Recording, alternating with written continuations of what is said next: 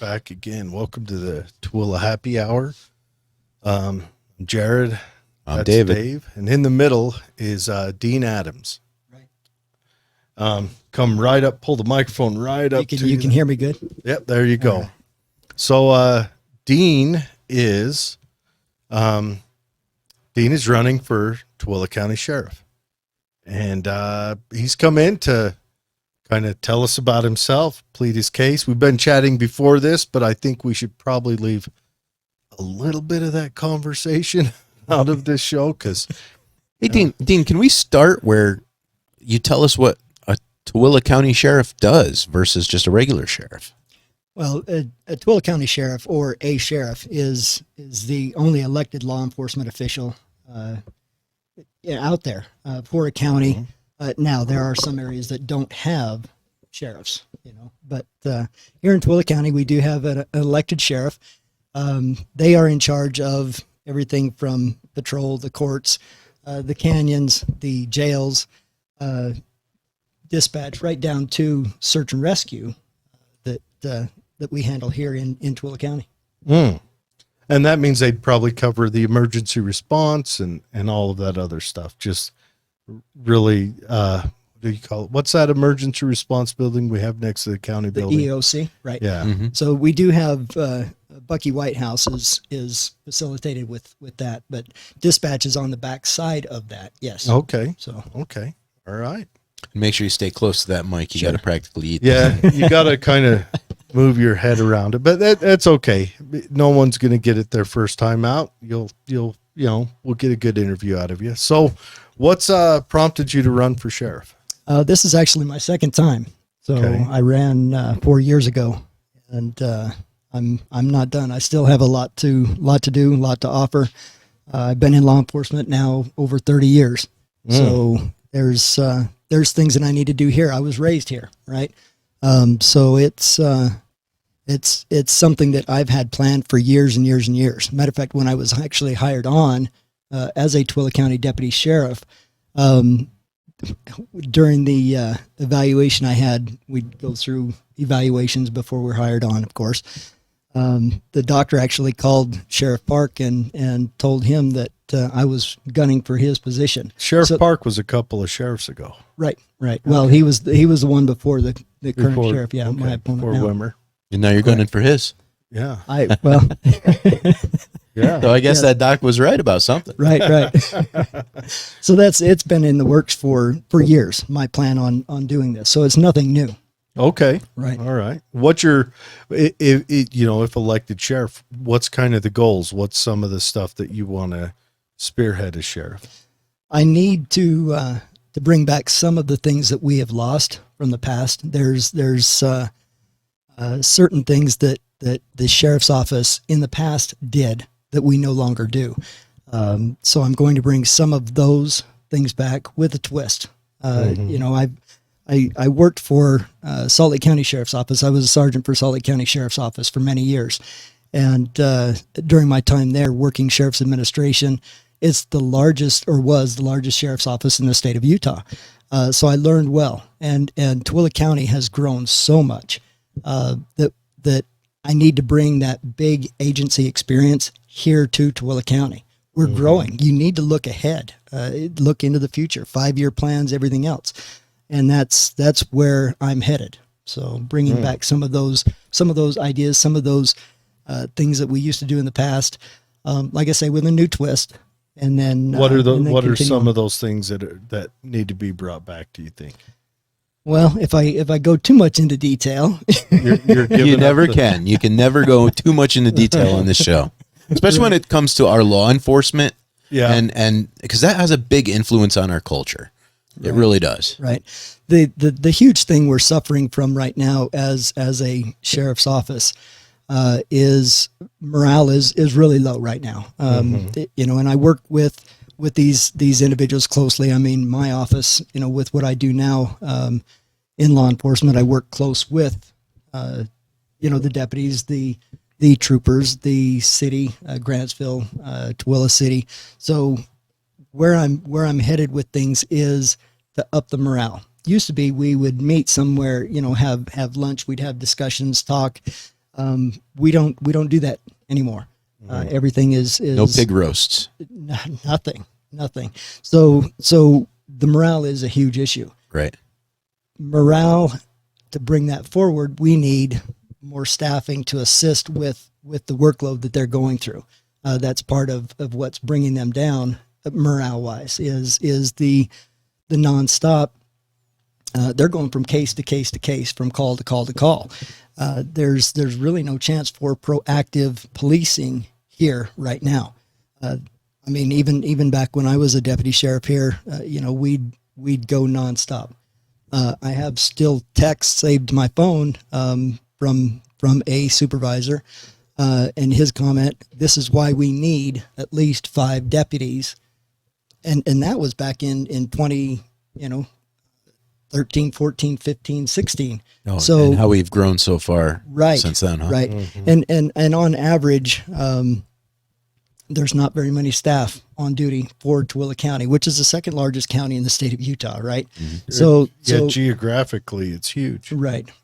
So, and we used to have the contract with Wendover years ago, and of course that went along the wayside after the election took place. So. When you say it went along wayside, like what were we doing for Wendover? Just providing police services? Correct. Yeah, we had a contract with Wendover, and we're able to provide police services for them. Now, granted, it's a long way out there, and some of the deputies didn't like going out there that far. And the response time, I'm sure, was pretty heavy. Right. Well, it's like when I went on duty. Sometimes you're up at 2, 3 in the morning, and then headed out by 4 to be on duty on time and progress from there. So, yeah. And if you've got to go on duty from Tooele to Wendover, So why are we understaffed? Are we understaffed because we don't have the positions, or are we having a hard time hiring? No, we have the positions. The positions are there. When I was a deputy, I mean, my number was 102, so we were way deep. Now it's in the 20s, mid 20s, and they are trying to hire on, but they lose staff to different agencies. Well, and some say different pay or better pay. Even when I retired from Tooele County Sheriff's Office, Sean Milne was a commissioner back then, and he asked, "Well, can I use you as an example?" We were actually at a meeting down in Grantsville, and I said, "Yeah, of course." He was trying to up the pay, up the budget, so I understand what he was doing there, but that's not why I left. I left because of certain things with the administration and leadership style. And as a Marine and many years in law enforcement, leadership is the first and foremost in a sheriff's office, right? So yes, I need to bring back more deputies. Matter of fact, during gathering signatures, to get on the ballot, I went to some houses, spoke with some of the spouses, and they actually asked me, "Dean, you get elected, would you hire my husband back?" And they're working for other agencies right now in Salt Lake County. And of course, how many signatures did you need to get on the ballot, Dean? So I needed 300. What I did was kind of different. So as as a Republican in the past, and I was a delegate, county delegate, state delegate. What I did this time is, and of course, it can be debated, but I switched to unaffiliated. So to get on the ballot as unaffiliated, I needed to be nominated or have the nominations. Of 300 signatures. Correct. And we, just within a few days, we ended up getting well over 800. So I was grateful, to that. I had, former staff from Tooele County Sheriff's Office, actually other agencies as well, that live out here in Tooele County. They helped gather signatures also. And 800 signatures in Tooele County is not a small feat, because I've seen elections where, it's like 1,500 puts you over the winning point, Right. Yeah. Yeah, that's impressive. I mean, it'd be bad news for some other departments around the state who may lose good officers because you come back, if you bring them back. Right. And I don't foresee me having a staffing issue if I'm elected. I don't. I have individuals that worked for me when I was a sergeant for Salt Lake County Sheriff's Office. They have touched base with me.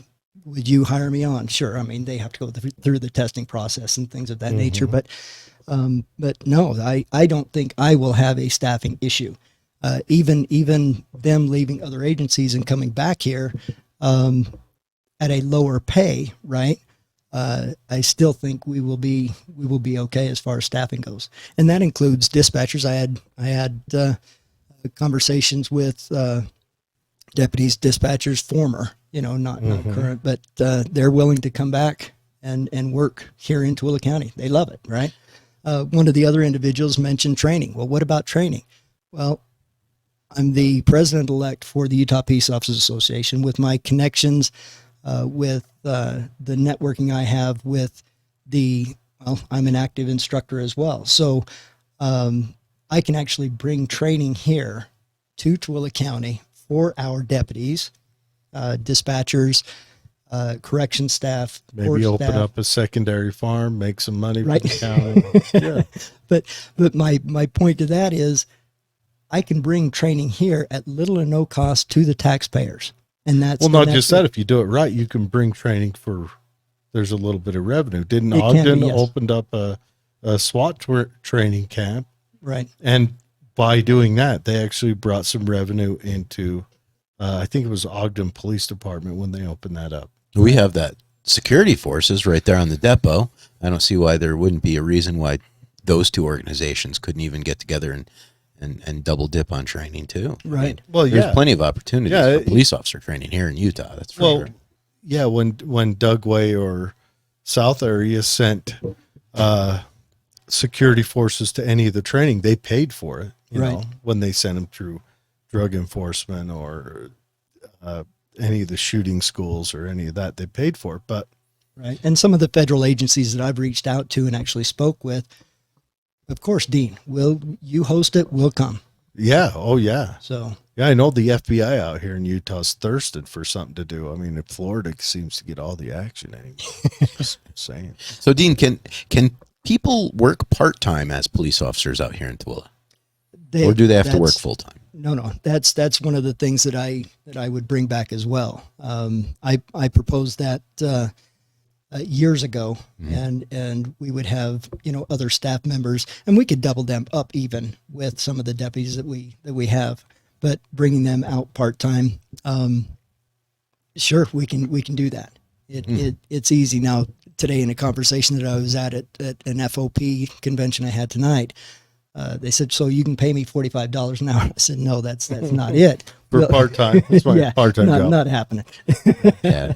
But for those that are trying to get their training hours, to keep their training hours and their workability, yes, it's a good place. Or for maybe them. those that are maybe are pursuing a law degree but still want to keep post certification rolling, you know, or just still want to do something, right? But the state has already provided them with the certification to legally carry a firearm in the enforcement of the state laws.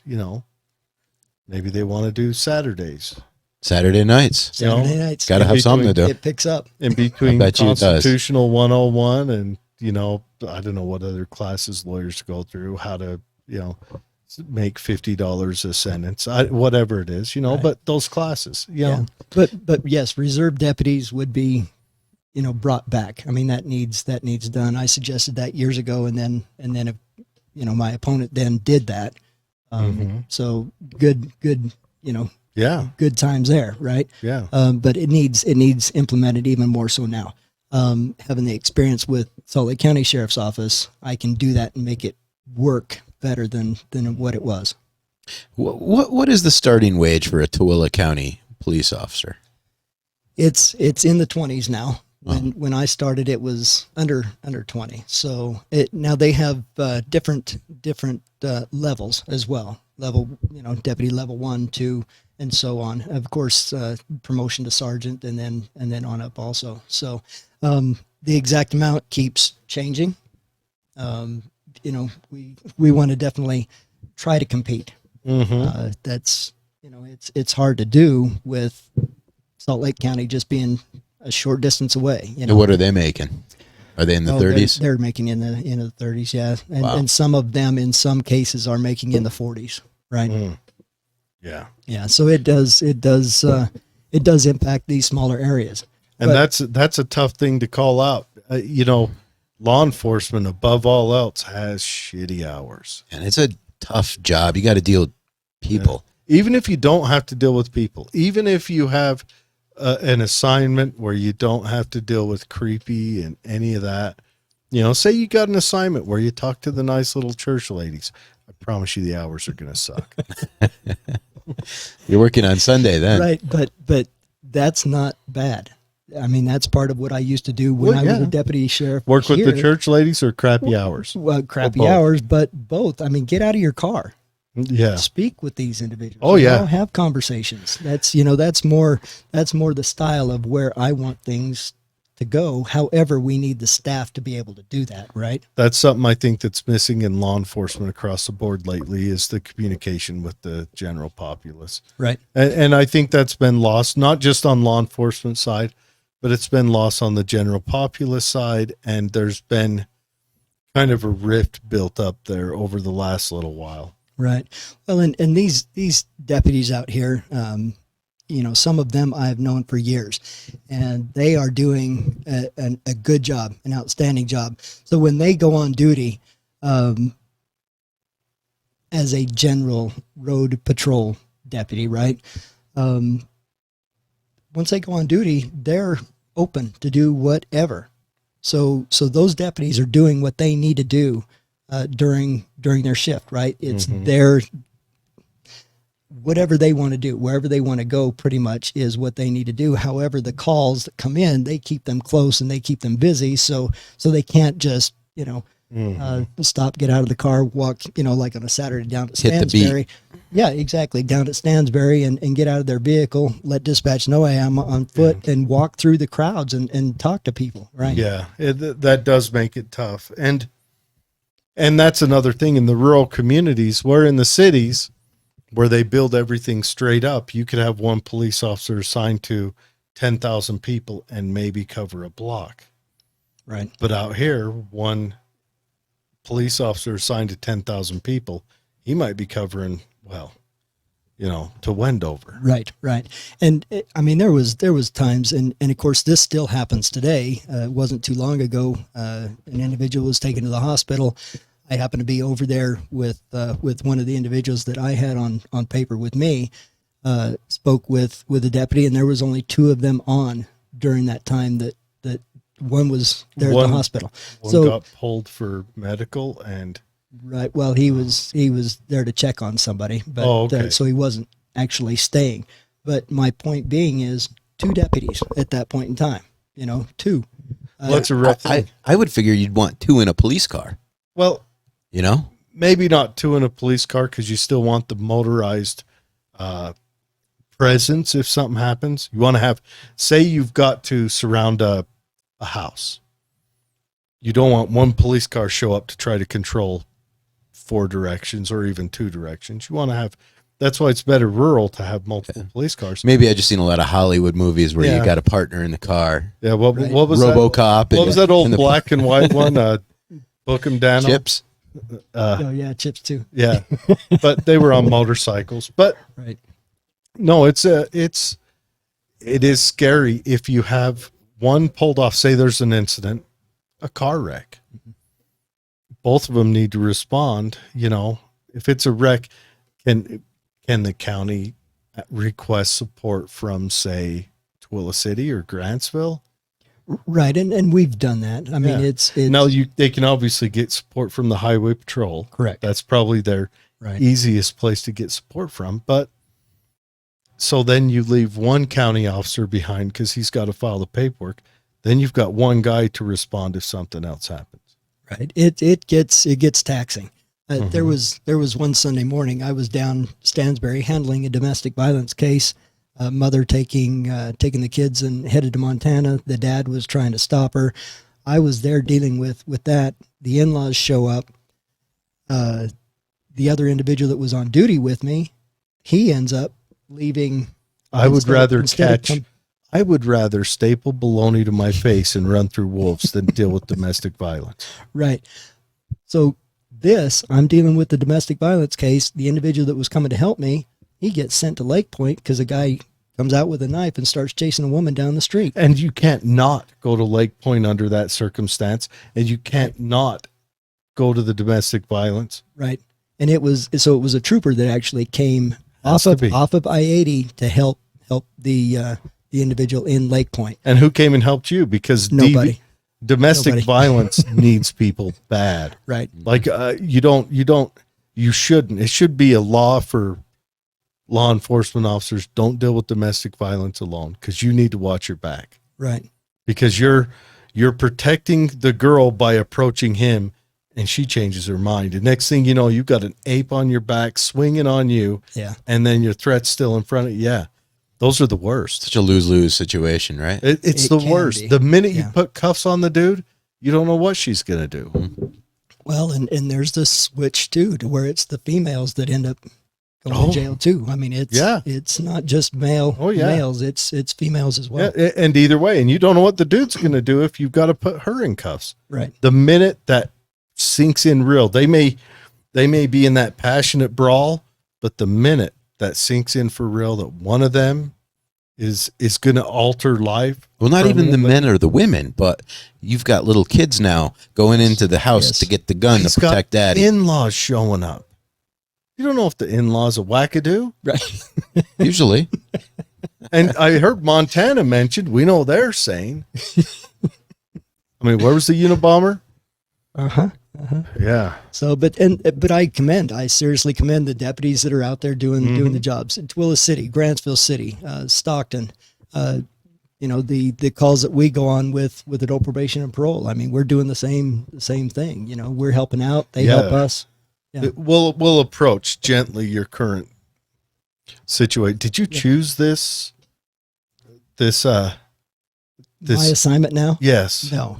You did not? No. Well, let him explain his assignment. Was there this is interesting. Did the chief come out with a handful of straws and you drew it out and just everyone pointed and laughed and maybe sent you condolence flowers?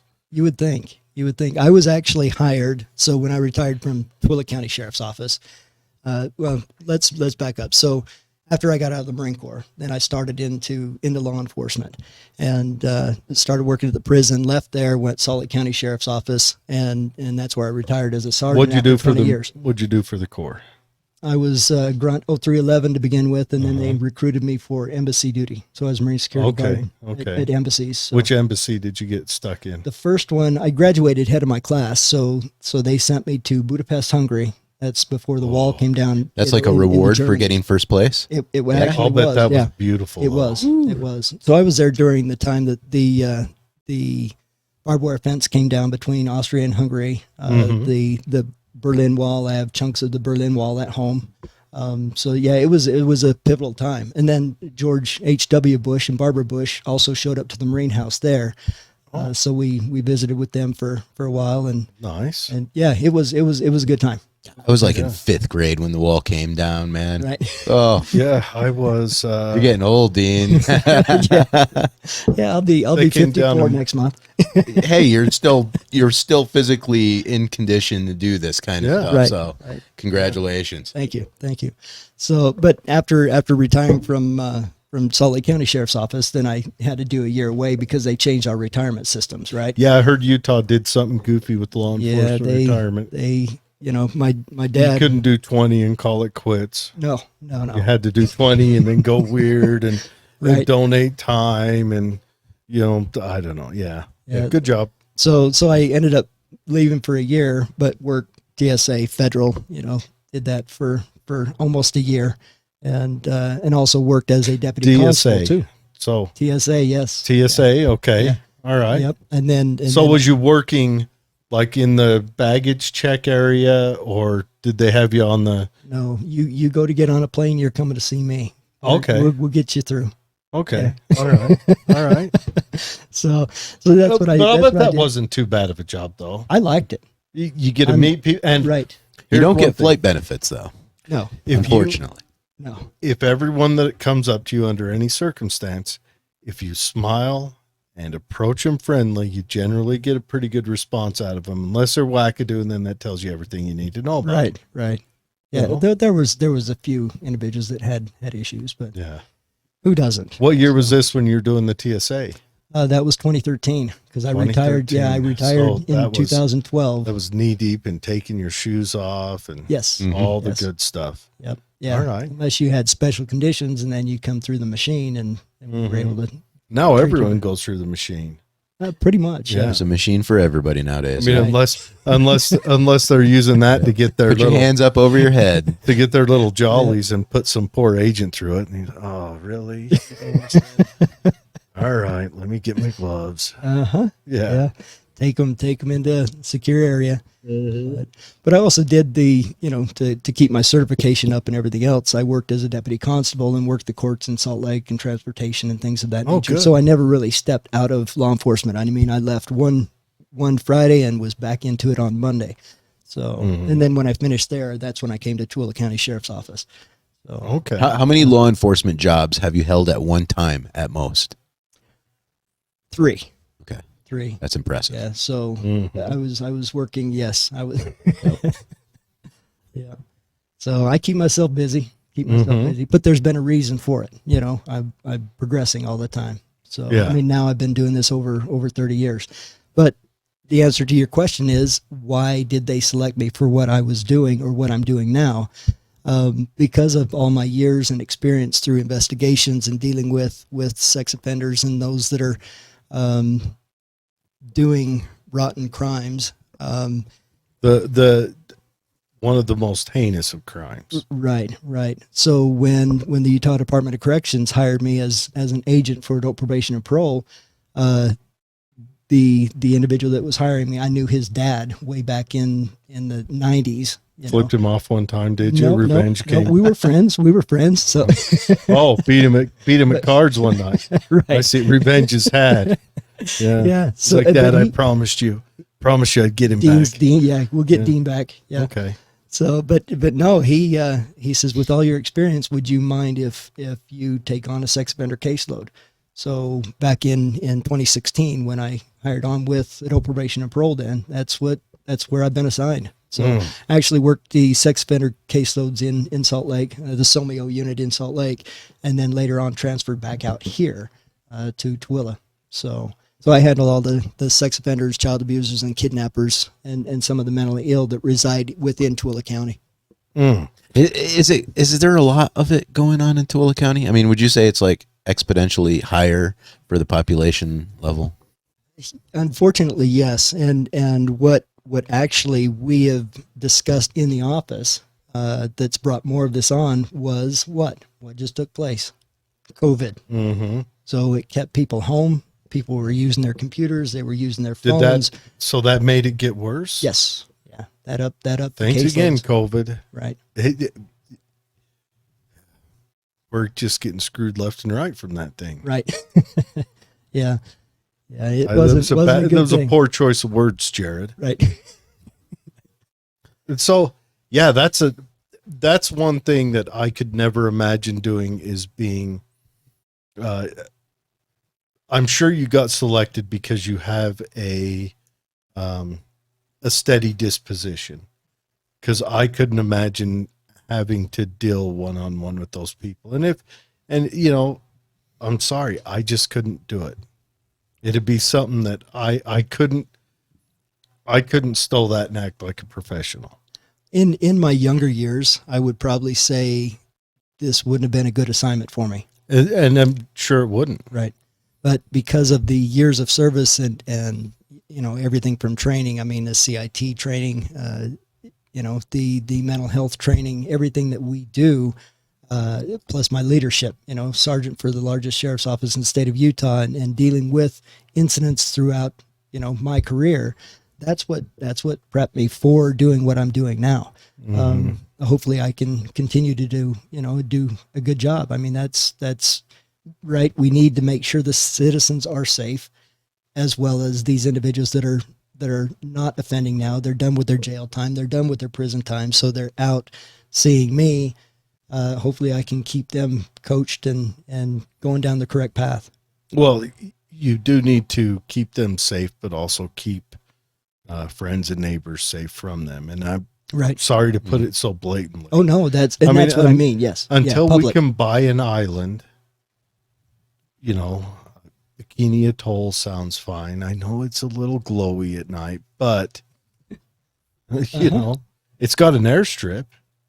Well, had an airstrip. I mean, it's parachutes don't require airstrips. Yeah. Just saying. Right. The question is, would you go with those T-50s, those ones that that they drop Humvees under, and give them a long, good time to think about what's going to happen to them as they fall real slow, like 2-day fall?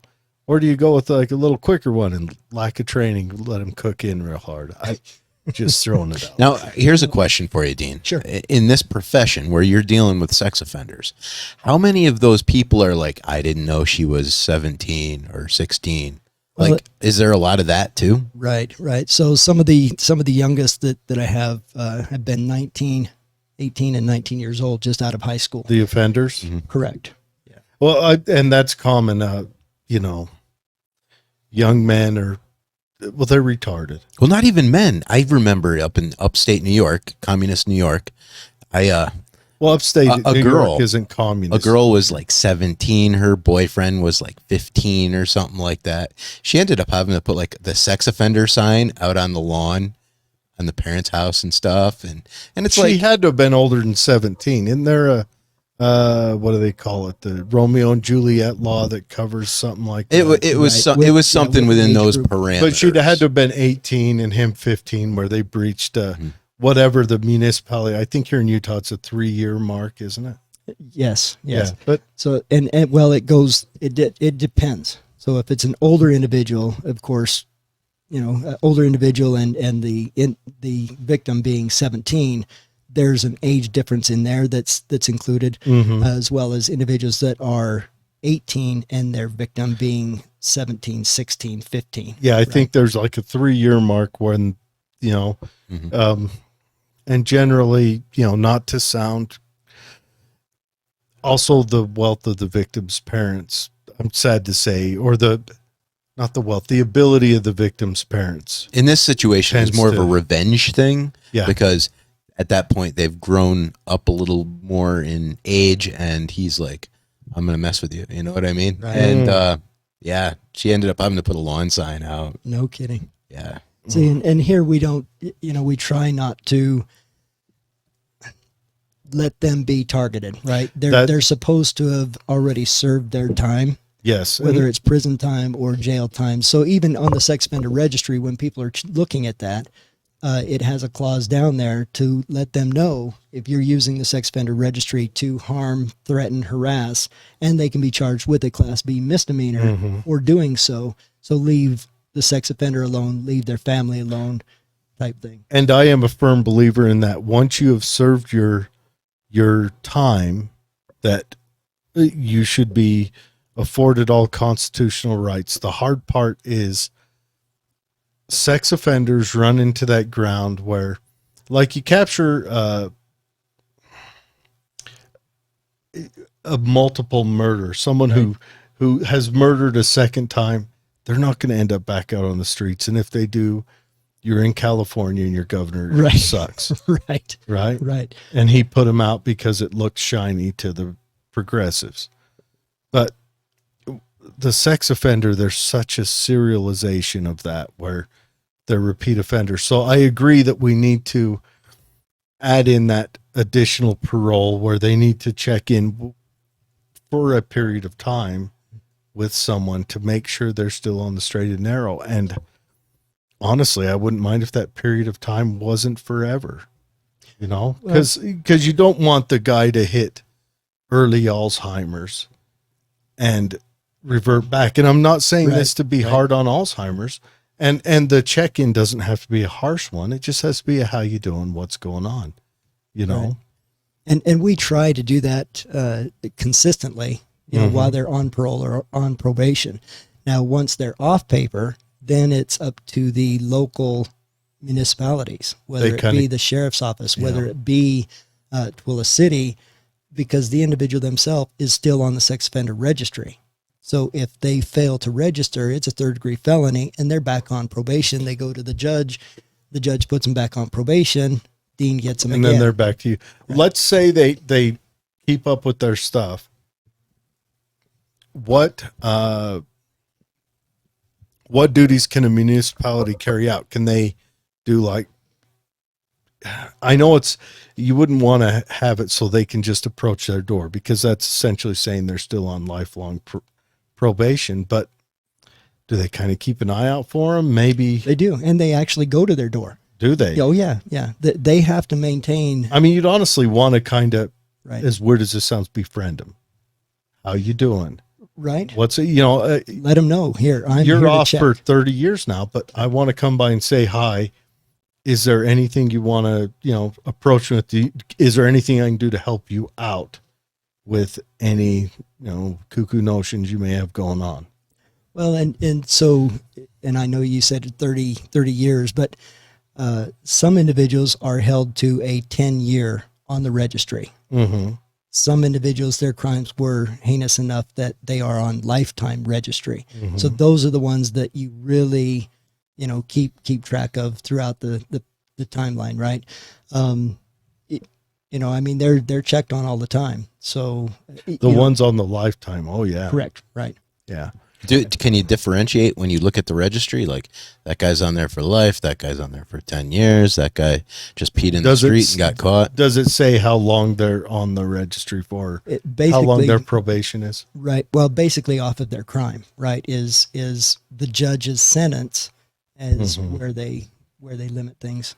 So it takes into account the age of the victim, the age of the person, right, what they did, and the act of violation. I'm sure. Oh God, I would not. Correct. I don't look at that registry for a reason, because I mean, I guess if you needed to vomit, I guess you could flip through, just give it a minute. But well, and I tell people even when I was coaching football and wrestling here, I would tell the families, look, you need to look who's in your neighborhood, right? As law enforcement, but I'd bleed over, into coaching. Mm-hmm. I'd tell the parents, hey, pull things up, see who's in your neighborhood, make sure your family is staying safe, right? Make sure they're not, right, you're not heading over there. And that is a tough one. Florida did that thing where they kind of started a community of them, right? Built like a little city. I wonder how that's gone. Yeah, we try not to do that with the state of Utah. So we really try to monitor how many sex offenders are within a certain radius. Uh-huh. Now, you don't do it like the Mormon church does, and we've got too many here, we got to break up the ward, and we need some elders on in this Salt side. Lake, some of them are actually housed together. Uh-huh. We have houses that are common to the sex offender caseload, and there's 9 or 10 individuals, 7, 8, 9, 10 individuals that rent rooms in one house, and they are all sex So it's offenders. like something you offer them. Hey, look, we got this place where you can all hang out. You'll fit there. in. Right. Yeah, we're not gonna let you watch Disney on the TV, but you can. No, we monitor. Yeah, we monitor what they're doing. Right. Yeah. But here in Tooele, I don't have that luxury. Right. In Tooele County, if you look, I mean, there's churches almost on every corner. Mm-hmm. I have large parks around. Well, I can't let them reside next to a park, playground, daycare center, school. So anywhere that's kind of, children are going to show up there. Right. How far away do they have to be? Well, that depends on the case, actually. Mm-hmm. A lot of people ask that too. Well, isn't it 1,000 feet? Well, no, the 1,000-foot rule is kind of a fallacy. People have heard it in movies and things of that nature. Now, yes, a judge can actually impose based off of the victim, where the victim is in relation to the offender.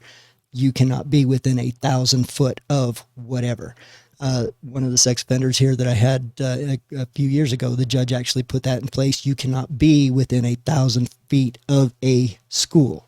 So if it's actually of a listed, school, a park, a daycare. Well, like a park, if you're driving your car down the road and it breaks a tough down, one. and it's next to a park. I had an individual in Salt Lake. He left Tooele, headed to Salt Lake. He had a motorhome. It broke down. He was next to a park. Salt Lake City did their due diligence. The rear end of the vehicle's out in the road. They pull up. Can we offer help? Check his license, find out he's a registered sex offender. Whereas he's sitting right in front of a park. They towed his vehicle, took him to jail. So what's the circumstance on that? Okay, let's start out. Assuming this guy was totally innocent, he was just driving past a park and he's in a big motorhome, doesn't have time to hit avenues to circle around it. What can you do then to step in if he was being on the up and up to aid him in that situation? Because that's a setback situation when you're trying to stop recidivism. That's a situation which, why would he care anymore? Right. So it really gets down to splitting hairs with that, right? In his case, he plead basically no contest. Yep, he knew he was wrong. He was there. He shouldn't have been. Was arrested, put in Salt Lake County Jail, the ADC, but he was out within just a short period of time. So it's really nothing that I could have done with an attorney. They cut him loose and you issue violations and go from there. Cut him loose with probably some substantial fineage. Now, right. But of course, he might have been being shifty, slowing down, trying to watch that second swing set because it, made him happy, whatever. Right. Yeah, so, we don't know. So that, that's where happen, it gets right? tough. Yeah. But like you're saying, I did actually stick up for an individual who was on my caseload. His daughter was an entrepreneur. She was in her early 20s. She had a snowy shack, and it was in Salt Lake County area. She had some issues with it, and it was breaking down. Her dad, as a registered sex offender, is listed as such, but I also had him listed down as a volunteer for his daughter, just for this. So something he had a waiver. Correct. But the individual agency that arrested him and took him to jail, they didn't care. I actually had to speak with the prosecuting attorney, because they were trying to prosecute him for it. I had to submit all of my evidence on behalf of him. I knew what he was doing. He had authorization to be there to assist her and then leave. He's not there for anything. He's not serving, right? Mm-hmm. He's not speaking with the children or anything else. He was there to fix her machine and then gone. So, but me having that listed there assisted him in good. And you coming to bat for him on that too. Right. Yeah. No, it's like sticking up for redcoats after they shoot people in Boston, right? It's I mean, that's what another namesake of his did. Yeah. But John Adams was well and hated for. Right. I don't want to turn this. I don't want to turn this into the sex offender podcast, but it is an interesting topic, and I'm sure like lots of people have to ask you all these questions all the time, Dean, and that alone, that's got to be rough. Like you're talking to people about sex offending all day long, right? Does it mess with your head at all? Well, I hope not. I think I'm okay.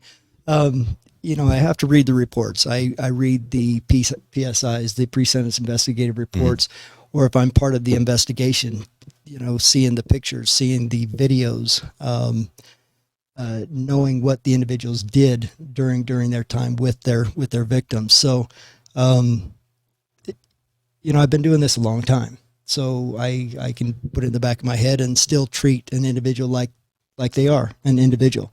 And try to help them through this. I mean, I have a job to do, and I'd like to think I'm good at what I do. So you get them after trial, after conviction. So Correct. It's not like Law and Order SVU where you're throwing them up against a chain link fence and there's a weird bling bling sound. You get them when they did it. Right. The conviction's over, done with, their jail time is done, or their prison time is done. And then they're coming out to me. Yes. Yeah. So what about the Tooele prison? You've worked there before, right? The new prison, The county jail. The county jail? Yes. Yeah. So you asked how many jobs I've done at one time. So yes, back when I was a sergeant for Salt Lake County Sheriff's Office, I also moonlighted here in Tooele County. So on my days off from Salt Lake County Sheriff's Office, I was then working either courts or jail here in Tooele County. So I've been doing Tooele County work a long time. What do you think of that system right now, our Tooele County Prison?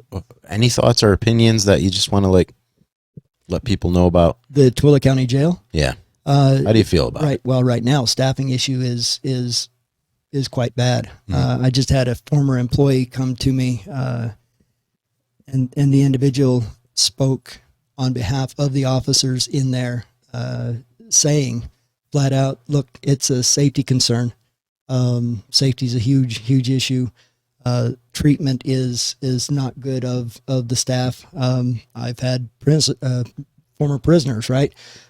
Just recently, tell me, with their families that I'm meeting with or whatever, how things are not good for them. Now you can say, okay, you're a prisoner. I mean, it's not supposed to be good, right?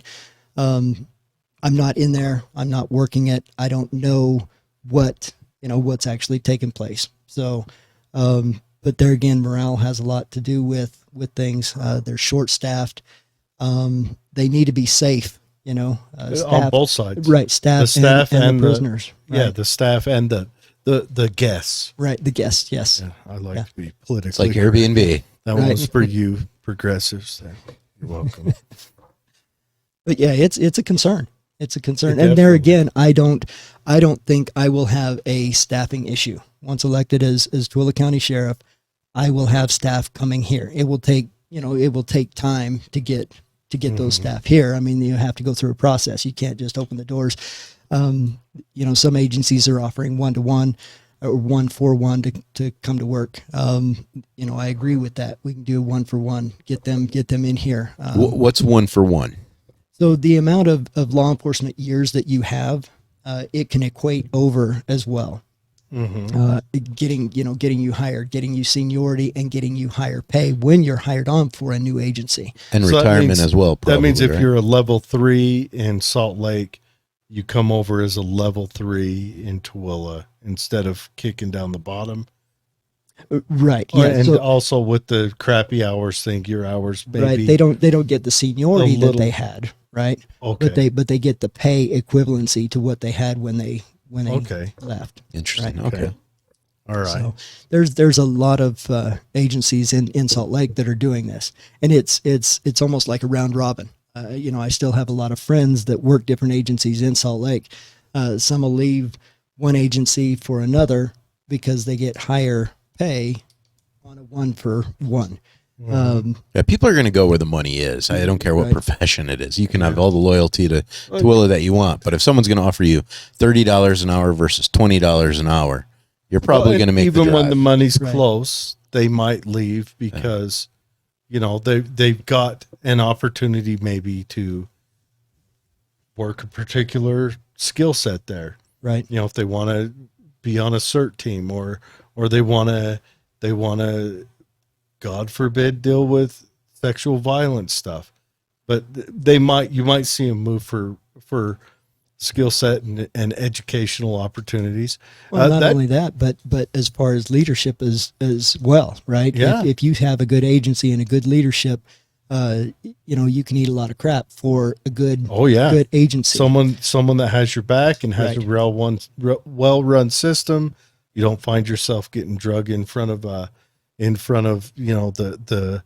civilian leadership as often to explain what happened on Tuesday, 3 months back. Yeah, for Right. sure. That kind of turns it into kind of a metro type system, kind of like the larger cities that have different precincts. That could kind of turn Utah into a system like that, where people roll through and roll around and right. Yeah. Well, and I would never want to work in an area where you can get dragged into prison over a George Floyd incident or something like that. It's like you got to have your guys back. we're in a scary right. situation, and this is the part where got to come down on law enforcement. Sure.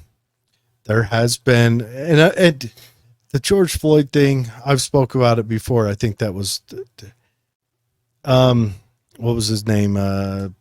Derek. The officer. He screwed up by staying on his back too long, by physically holding him down longer than he should have. But I still, me personally, He shouldn't be in jail. I don't think he killed him. I don't, just my personal feeling. He screwed up, but I don't think that he killed him. I think a cascade of effects killed him. The Correct. drugs in his system, Correct. the elevated everything. He had COVID. Did you know that? George Floyd had COVID. COVID killed him. COVID killed him. He didn't die with COVID. But The only person with COVID who didn't die of COVID was George Floyd. I still think the one thing they should have done was they should have, with his agitated, I don't know what their policies are, but I would have gotten paramedics there immediately. Yes. To start checking him out. Yes. And that way paramedics is a calming agent, and he can start being talked down off that ledge. The methamphetamine the fentanyl was still probably dangerously close to smoking him anyway. But right. That's another. But what happened with the communication with the officers, right? I mean, I've told individuals before, if you see me and I am stepping out of line, by all means, snatch me by the back of the neck, pull me off, you relieve me, and make sure I'm not doing something more. Or even if you see I'm starting to get overly stressed, and you feel like you can be a calming, even if it's just 5 minutes, rotate me back. Yes. Yeah. I'll pull that supporting role. I'll go hold my hand up to traffic. I'll go communicate with whoever, and let's get a fresh face on there, fresh set of hands. But a couple things with law enforcement. This is a big thing that I hit hard on all the time. Civil asset forfeiture. I understand it's a federal design handed down to us from on high, but agencies have been awful quick to utilize it and everything else. And I believe it is a total breach of the Constitution. Right. So I don't know how Utah deals with it. I know there have been questions in the past. I don't think in Tooele so much, but I know Utah has had some agencies that had questions about it. But is that something that could be nipped in the bud at the sheriff or the chief or whatever level? Like, we don't do this. We don't, if you see money in the car, we don't snatch it up, because under the excuse that it might be ill-gotten gains, and we don't want them to have that to use as their defense, because, Right. So and you're speaking of evidence, okay? And you understand where I'm coming from with the word evidence, right? So if there's a case of money in the back, where is that money coming from? Well, right. Here's the question. So the asset how many forfeiture, times has it been taken and no charges ever brought against the person who had it? True. But that way, the crime, the criminal in that case becomes the money, and then that guy has to go to court to defend that his money wasn't ill-gotten gains. Right. Let's say I'm going to go buy a car for $21,000. I pull it out in cash because he's wanting 25, and you know how you talk people down from wanting heavy money. You have cold hard cash. You don't have a check. You don't have a money order. You don't have a promissory note. You don't have knee pads on. You have cold hard cash. That's how you talk people down off that ledge. Right. Yeah. I get pulled over. Next thing you know, I've got to prove that I didn't, sell crack cocaine. I don't even know if that's a drug anymore. Look at that veteran. Was it here in Utah? He was pulled over, and his life savings was in that car. All the money he had, it was taken. As a veteran, right? I have a hard time. We're both veterans. I have a hard time with that. Right. Well, you asked me personally, so I'm telling you, yes, sir. Yeah. I agree with you. I have a hard time with that. That's a huge concern. And also it's a huge concern that I think when things are done, when an allotment like that is made to police officers, it pushes them across the line where it changes them as well. It can. Yes. And that's a scary thing. It's like, that'd be like, you don't want to give police officers the ability to exact justice on the street. That's third world stuff. Right. like the fine can be paid at your car window. You don't want that. No. So that's one question of mine with police officers. And, all told, I'm an individualist. I know we got bad police officers and we got good police officers. We have more good than bad. That's evident that our system is still alive. Right. That's how you argue it, Right. Well, and you get into, and I know you can agree with some of the conversation, you scratch my back, I'll scratch yours type thing. Right. Mm-hmm. And that's going to happen in small towns. Right. So that doesn't need to take place. Matter of fact, that's one of the reasons too that I ran as unaffiliated or am running as unaffiliated. Right. A sheriff to me should be nonpartisan.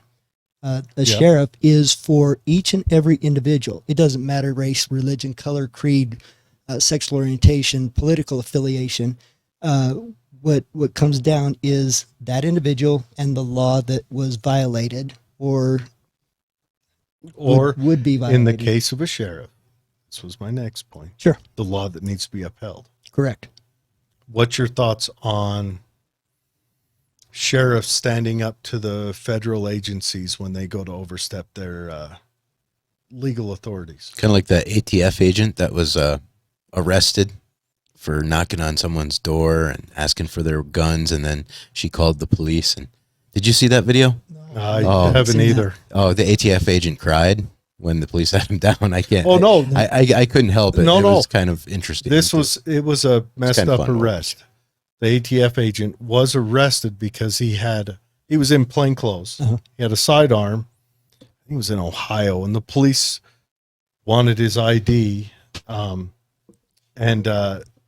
nabbed him up, put him in the car, but he started having heart issues. An older gentleman. Okay.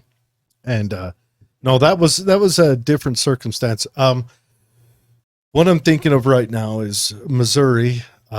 Don't know why Missouri has to make me think they're one of my favorite states right now, but they wrote that law where firearms are a state thing for them. So they've written a law that no federal firearm law is going to be supported by state officers.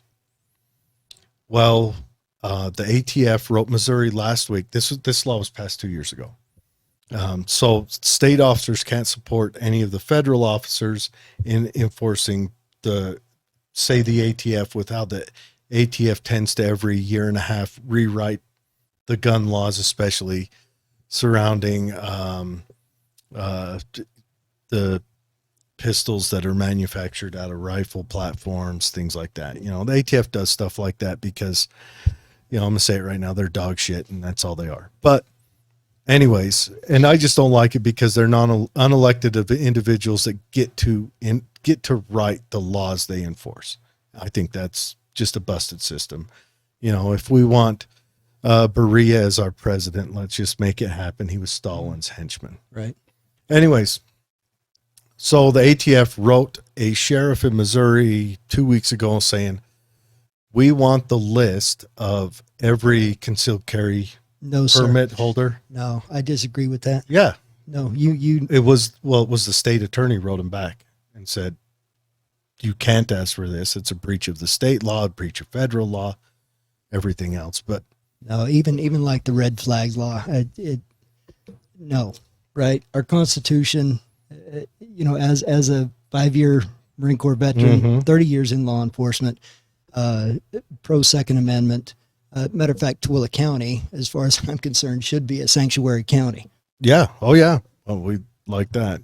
So, yeah. Sanctuary county isn't like gun Second Amendment. Correct. Second Amendment. Yes. Holier than thou. Yeah. Yeah. And I'm not talking everybody carrying on their hip. And I have friends that are Democrats, right, that still carry their weapons. Yeah, it doesn't come down to a political thing at that point. What I'm saying is, pretty wild when you dig into the older school. This was a Democrat county up until 50 years ago or so. Right. Oh, yes, it was. Well, even less than that. So I came down here. I was moved into this. My parents sold the ranches off in Idaho, late 70s. So I was brought down here then. So I'm 8, 9 years old. Because I started the 4th grade down here at Harris Elementary and then East Elementary, junior high, and high school here. But So yeah, it was, I remember my parents having a hard time. They were Republican, and having a hard time with a lot of the Democrats here. But I mean, you That was eventually back become when friends. the differences weren't as stark too. Correct. It was pretty wild. You couldn't, nowadays you meet someone, Right. I mean, the hair Well- coloring thing is kind of bleeding over, and the tattoos and poking holes in your head. That's kind of bleeding between the two, but that's other than that, Yeah. Right. But it's to me, the Second Amendment needs upheld. So you were asking me what my stance is if the federal government tried to come in. I would be first on the line. I will probably be the first one taken out. Well, I mean, 87,000 IRS agents was just hired and Right. armed for Right. a reason. I don't know what. That's a big thought on my head. Right. But no, I like that. But I'm not a yes man.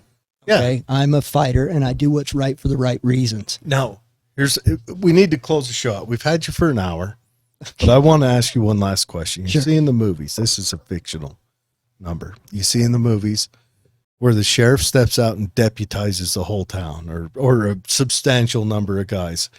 Is that a possibility? Does he have to have a physical badge for everyone, or can he pull out the gold stars stickers for kids when he goes to the schools? No, hopefully something like that never happens. But I mean, right? if it had to, like say As far as 87, deputizing a somebody- division worth of unconstitutional, nowhere in the books, people just barely hired on, were armed and sent into a county that is the heaviest armed county in the United States. Last time I checked, was sent into that county to say make a statement, and the sheriff needed extra deputies. Is that something that's written in there? How does that work?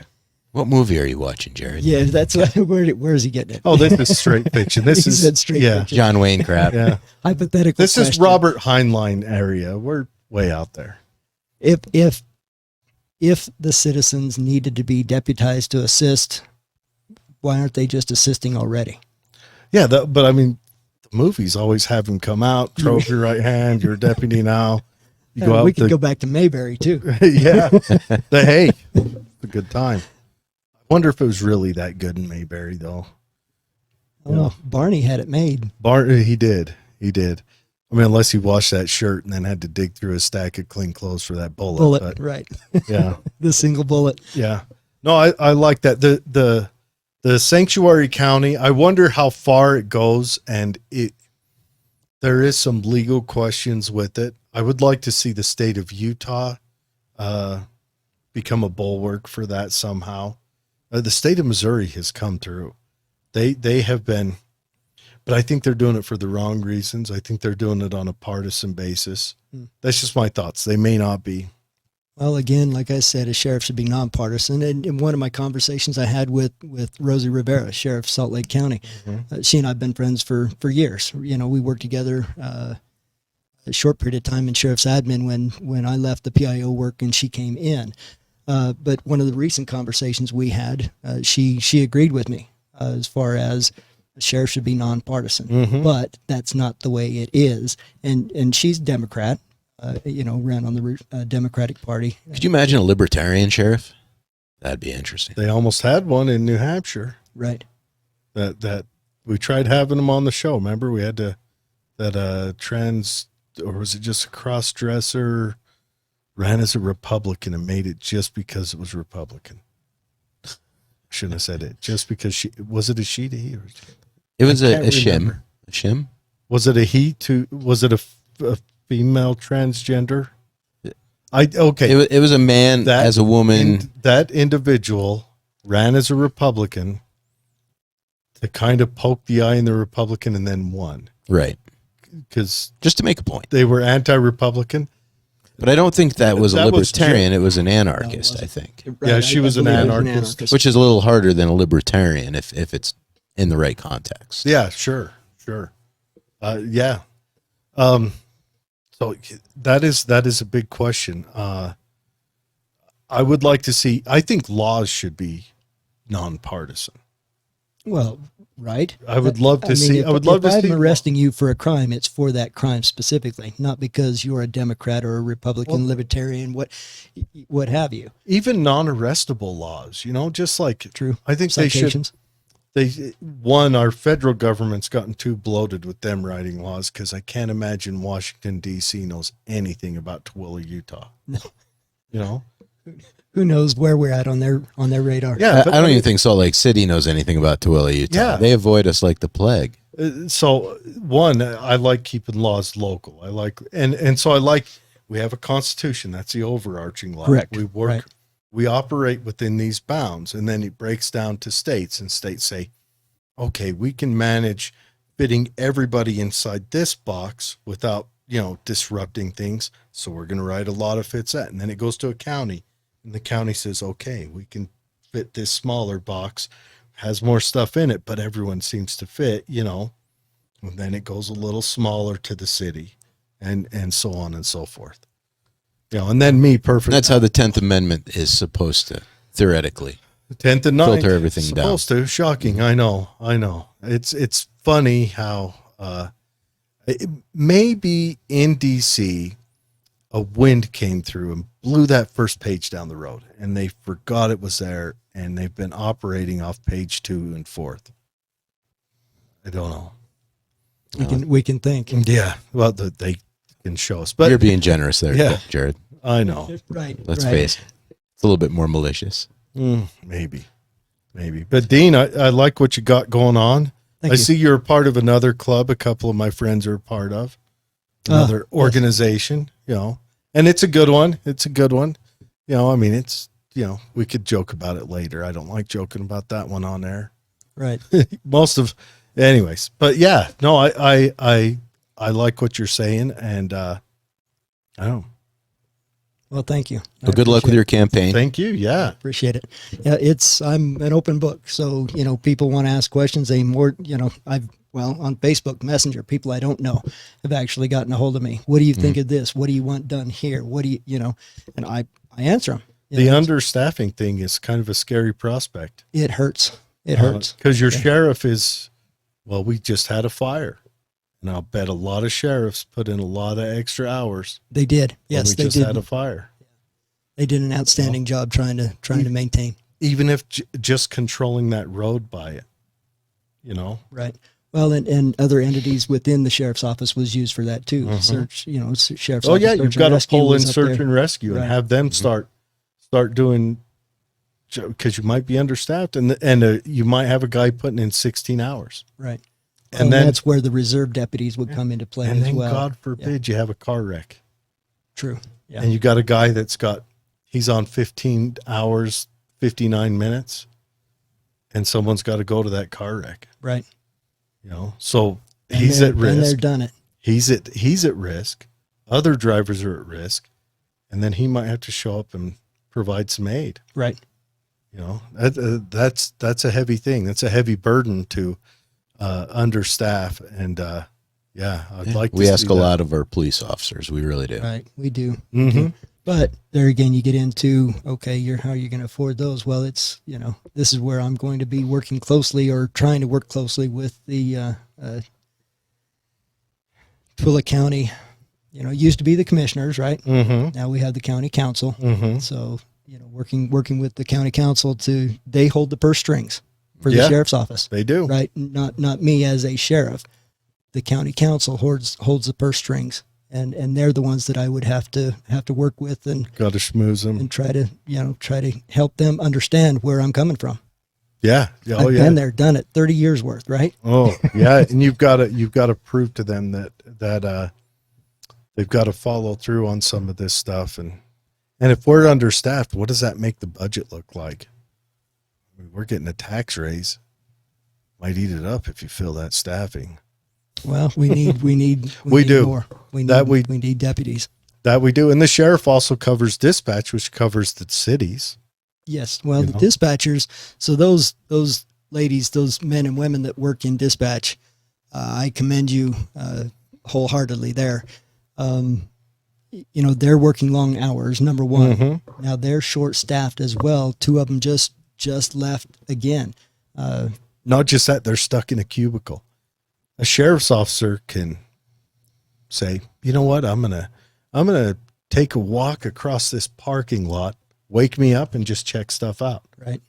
Dispatcher stuck in a cubicle, Yeah. staring at a computer Have you screen. been into dispatch at all? I have not. Yeah, yeah. I've been into dispatch in Salt Lake County Sheriff's Office. Okay.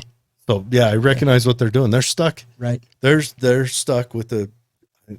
Then I think they had 2 computer screens. Probably now it probably looks like a sci-fi thing. The moon landing. They're landing airplanes because they're jumping between screens. You know, a map here. Where's the officers at here? Got to write notes here. Right. Got to forward information here, and you know. Well, and look at all the agencies that they handle here at Tooele County.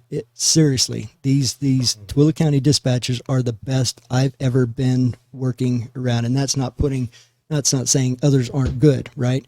But here, I've worked with these ladies, these men, these women that work in dispatch. They're handling how many agencies? Look at all the agencies we clear out to Wendover. You have Stockton, you have Tooele City, you have the jails channels running, you have the deputies, you have the troopers. You have a big area. You have, sure. You have Forest Service, you have BLM, you have the Bureau of Indian Affairs. Yeah. So, they are handling all of these agencies and all of these calls. It's amazing what they do, seriously. Oh, yeah. And they're piecing it together. And how many roads out here are on a map? Technically, but they're just a dust ranch road that public uses all the time. Right. For hunting, go out on a chucker hunt. Right. There's 100 cards on roads that, maybe didn't exist 2 years ago, and there's not a name coming anytime soon. No. Or look at, let's say, Ophir, right? An accident happens on Ophir. If things hit right, years past, some of the 911 calls was actually going across the mountain. Oh, so some of them trying to tell the dispatcher there or the call taker there in Ophir where they needed help, they don't even know where Ophir is, let alone the minor street off the left end corner of the southeast, whatever. Turn right, I'm behind the jailhouse. At that point, you're probably like search and rescue, Yeah. You'd have to go to professional, knowledgeable local people to go in that area. But our dispatchers here are amazing, yes. But they're knowledgeable, and our deputies are knowledgeable about the area too. Yes. I know. I had a circumstance where they had to come into play in my family 4 years ago, 5 years ago, and their knowledge helped out and pulled through on that. Good. I'm glad. But yeah. All right, everyone. It's Dean Adams running to be your next county sheriff. Reach out to him, ask questions. Yeah, of course. Let's real quick. So if someone wants to reach your website, it's www.deanadams4sheriff.com. All one word. Don't space it out. Right. And then if they want to go to your Facebook, it's just Dean Adams on Facebook. Dean Adams for Tooele County Sheriff. Yeah. Or Dean, like I said, I'm an open book. You can type in Dean Adams and pull up anything I'm doing. Your website was rather easy to find. Good. Thank you. Everything else. And again, he's a namesake of our second president who stood up against the rabble for the redcoats. So, maybe he'll carry on that gumption. Right. It's a lot of Doing gumption. what's right for the right reasons, right? That's right. That's right. And big 2A fan. We like that 2A stuff around here. We're both big 2A fans. Good. Yeah. Keep it up. It's a big thing. I would like to see more training proliferated through the common masses, and I've thrown it out there many times. I've had a little bit of training in my life, and if anyone wants to dip their toes into gun safety, into range safety, into how to manage your gun after a day on the range, cleaning, maintenance, things like that, give me a call. Good. I will not charge you a dime.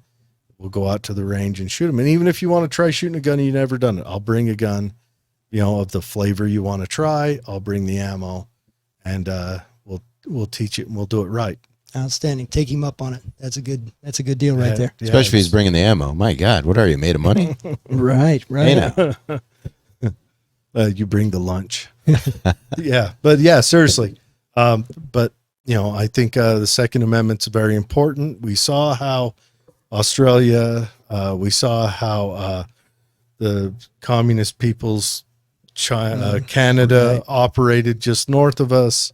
And I think we would have had that here if it wasn't for the Second Amendment. Right. Well, look at these active shooters we have going on right now. Right? Seeing I actually instruct, as an instructor, taught by Homeland Security. So I'm an instructor for active shooter threat. Active shooter response. Take them out. Yep. You don't wait. No. Any particular ammunition you'd suggest for taking out active shooters? If we're fast and accurate. Anything at that point in time, just speed, surprise, and violence of action. Do your best to pull out all my ammo, and I'm like, I can't decide which one. Stop the threat. That's it. Stop the threat. It doesn't matter. Whatever's closest and fastest. Yeah, that's the thing with active shooters. It's all about you got to have the mindset that you're going to be the bulwark. Right. You're going to say, like that kid did in Indiana, that young guy in Indiana in the mall. Yes. He said, I'm going to be the bulwark. He took shots at 40 yards. Right. That's impressive. And hit. Yeah. They hit 8 out of 10 rounds. Right. Yeah. Of course, I'm not so good at 40 yards. He had a Glock at a 19, range alone, a mall. A decent shooting weapon. I would say 9mm pistol wise, about the only thing better would be the Beretta 92, just because that long, punky barrel. But the Glock 19's a good accurate gun. 40 yards, that's an impressive shot to hit 8 out of 10. But what he did is he became he knew he would become the target. Well, yeah. That guy came out he was going to kill what was closest and move his way out. The minute that guy pushed his girlfriend down, told her to get out, drew his weapon, took aim and fired, he knew he was becoming the target and he made that choice. Yeah. But our citizens need to be protected, right? They need that protection. And that's where law enforcement needs to step up further. That's why I'm an instructor. I actually, and I won't say the agency, but here in a month, I'll be switching roles. So as a Marine Corps veteran, and then there's another wartime Marine Corps veteran. And also an embassy, so you've got excellent room clearing training. Right. So we will actually be the aggressors for this particular agency and their SWAT team, and running their officers through training with us being the aggressors. So you're up for. Good. That's always fun. That's right. Yep. Right. Using sim rounds, of course. It's simunitions. It's simunitions, yeah. Soap rounds. So they will hurt. They will hurt. Those are fun. And you use your service weapon. That's the best part, because you use what you want to be familiar with. You're not in a paintball gun, and the stock's a big bubble, or you've got to reload it with the CO2 charge. The worst is that Miles gear, that laser gear that they used to put on there. Yeah. I remember one time they had me pretend to be the Chinese offensive, and they had these huge piles of manure. And they're like, all right, guys, what you're going to do is run up over those piles of manure and crawl towards the enemy, and they're going to shoot at you. So, yeah, that's my memory of being up for. Miles sucked because you had to clean that weapon afterwards. Yes, that those was BFAs, the BFAs. Talk about a fouled system. Yes, it's awful. But no, that's good. That's good, and that's the thing. If you've got experience with shooting and all that, open yourself up to your friends and neighbors. Right. They need to know. Teach your kids, your nephews, your nieces. If you've got a proficiency with any weapon system or anything else, do that. That's how you proliferate safety and responsibility. Right. Guns are on the earth. If guns weren't on the earth, I'd be anti-2A, but guns are on the earth. You want to be it. Then I'd be pro sword amendment, whatever that'd be. Sharp, pointy stick. Yeah. Scissors, letter opener. Yeah. Whatever, but that's where it's at. All right. Dean Adams for sheriff.com and Dean Adams for Tooele County Sheriff, correct? Yes. On Facebook. check him out, ask him questions. You know, it's he comes with a good message. The big takeaway, I think, is we need to fill the slots. Right. Make it safe. All right. Thanks, Dean. Thank you. Thank you. Appreciate you guys.